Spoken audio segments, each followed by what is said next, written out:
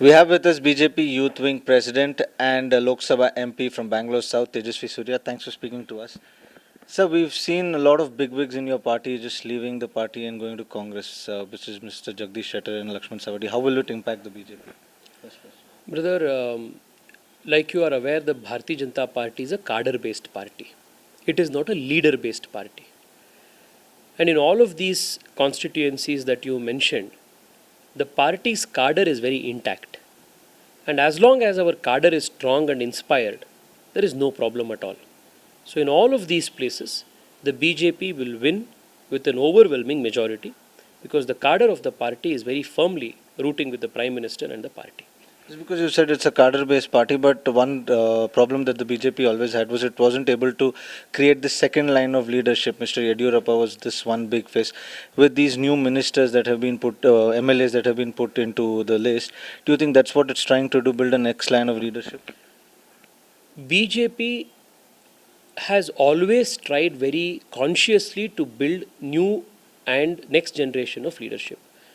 I don't understand from where you said there is no second line of leadership in the BJP. If at all in the country, there is one party which does not just have second line, but third line, fourth line, fifth line, and a constant pipeline of leaders who are continuously being groomed, it is only the BJP, because the philosophy again is to be a cadre-based party.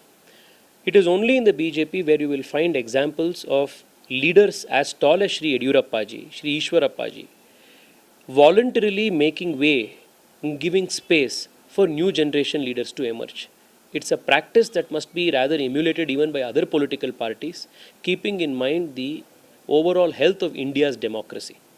I am extremely confident that in all of these places where new and young people have been given an opportunity, the BJP will emerge victorious with the full blessings of all the senior leaders.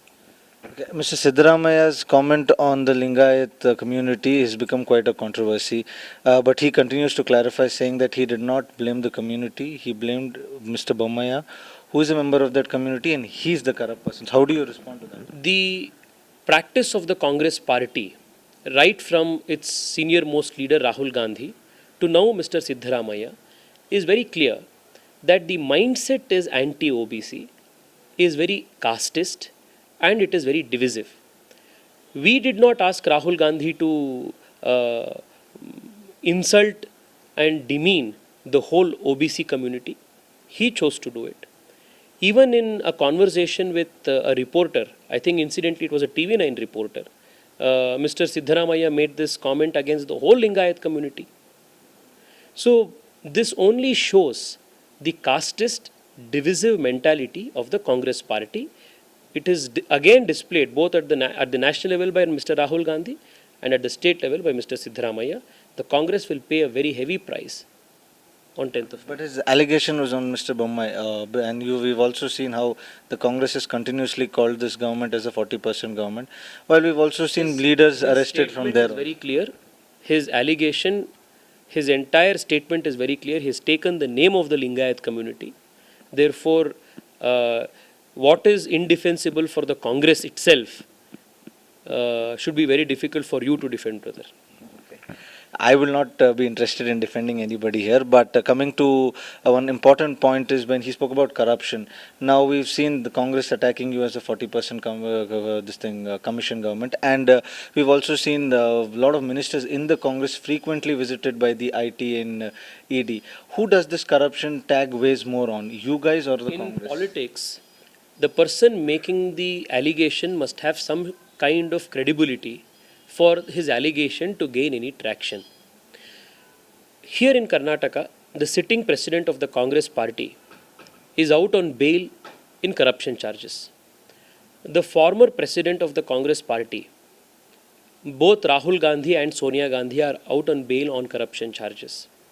When Mr. Siddaramaya was the chief minister in Karnataka, he deliberately and with calculation destroyed the Lokayukta, which was the state's anti-corruption watchdog. And in its place, he introduced an unconstitutional body called the ACB, which was unceremoniously declared as illegal by the the High Court of Karnataka. More than 60 cases were referred to ACB, including cases against the chief minister himself. And the permission was for which, the investigation sanctioning permission for which was supposed to be given by the Chief Minister himself. So this was the kind of institutional damage that the Congress party had committed when they were in power. Now, things have changed. BJP has dismantled ACB, reintroduced the powers to Lokayukta, handed over all of these 60 plus corruption cases to Lokayukta, and given Lokayukta so much powers that even the member of Legislative Assembly, an MLA of the BJP party himself, was raided and arrested by the Lokayukta. All of these only goes to show that the allegations that the Congress party is making, A, the Congress party does not stand any credibility or moral authority to make these allegations. Two, that the Congress, when in power, tried very hard to dismantle and destabilize institutions of anti-corruption. C, most importantly, the BJP has delivered on its promise to root out corruption in the state, and the people of Karnataka are very, very happy with the fact that the BJP has taken very credible measures towards this direction. Well, that the election will let us know how deliberate that is. Coming to the point of the chief minister's kind, we've seen how the Congress is having an infighting between two names. Likewise, yesterday Ishwarappa also said that CT Ravi will make CT Ravi the chief minister, vote for the BJP. Now Mr. Bommai is also there. Do you see the BJP also heading the same way as the Congress, because they haven't announced the chief minister? There is no question of leadership, questions on leadership at all with BJP. Mr. Bommai ji is our chief minister. He is a very good performing chief minister. We are going to the elections and to the public under his leadership, and I am extremely confident that we will emerge victorious. We've seen the guarantee plans of the Congress. They've said 200 units free, then so much money for the female. We don't see anything coming from the BJP on these terms. What is the plan of the BJP? You will not see anything coming on these terms from the BJP even in the future, because the BJP does not believe in these kind of gimmicks. The BJP believes in real development, real empowerment of the people. If you go and ask the common public on the ground on what these Congress guarantees mean to them, they will give you a very candid answer. They will say that there is no guarantee of the Congress coming back to power itself. Therefore, there cannot be any traction for the Congress guarantee. Just now I am coming back from a program which was attended by former Chief Minister of Chhattisgarh, Sri Raman Singh ji. 4.5 years ago, Congress made ditto, same to same promises of this kind in Chhattisgarh. It's been 4.5 years. Next 6 months, Chhattisgarh's elections will be due. None of these is implemented. The same is the case in Rajasthan. The same was the case in Himachal Pradesh. The Congress party thinks that the people of Karnataka, the electorate of Karnataka are fools, that they can take them for a ride, that they can commit in Karnataka the same kind of fraud that they have committed in Chhattisgarh, Rajasthan and Himachal Pradesh. But what they do not know is that the electorate is very aware, and not just in Karnataka, but even in Chhattisgarh and in Rajasthan, the Congress is staring at an electoral routing. So what is BJP's pitch then? The BJP has delivered absolute development, inclusive development, development that has touched lives of people positively over the last 3.5 years. Very soon we will be announcing our very progressive and very aspirational manifesto. The exercise to make the manifesto itself was an extremely democratic exercise where we have taken inputs from various stakeholders, common public, crores of such inputs from across the state in the last 20-25. That you can announce for the viewers? Not here on your channel in interview. Something that they should look forward for. A great Karnataka, a very progressive Karnataka, the details of which will be announced in due course by our national leaders in the party. Our party functions in a particular way. I can't give you statements for your TRP here. But it's our job to expect that. So I will do my job, you do your job. Okay. So I'm very confident that in the very near future, the BJP will come out with a very progressive manifesto for the people of Karnataka. The difference is that we are a party which takes our manifesto very seriously. The other parties do not. We go the extra mile to fulfill the promises we would have made in our manifesto. We promised that we will build Ram Mandir. and Ram Mandir is happening today. It was our constitution, it was a manifesto promise that we will abrogate Article 370. We have completed it today. We are a party that takes our promises to people very seriously, unlike the Congress party. Okay, just recently in Madhya Pradesh, Shivraj Singh Chauhan said that temples will no more be under the control of the government. Do you think such things happening in Karnataka also very soon, if the BJP comes to power? There is a lot of discussion that is happening on all of these issues at a social level, at a cultural level, at the level of the society. The BJP has always showed that it is extremely sensitive to the cultural sensibilities of the people. There will be more discussion on this in times to come, and what is going to be the best in the civilizational interest of the state, the cultural interest of the state, the BJP will take such a decision. Okay, in the last 2 months, we've seen that the BJP has moved away a little from their Hindutva plank.